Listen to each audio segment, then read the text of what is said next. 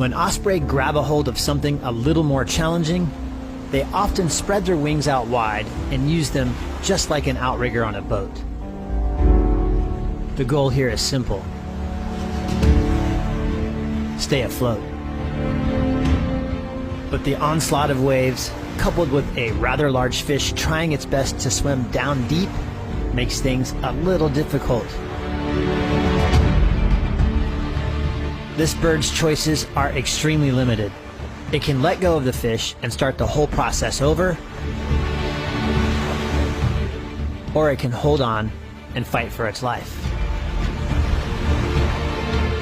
Hunger is a powerful motivator, and when the meal is a highly prized pompano, this osprey isn't going to give up until it gets the fish airborne.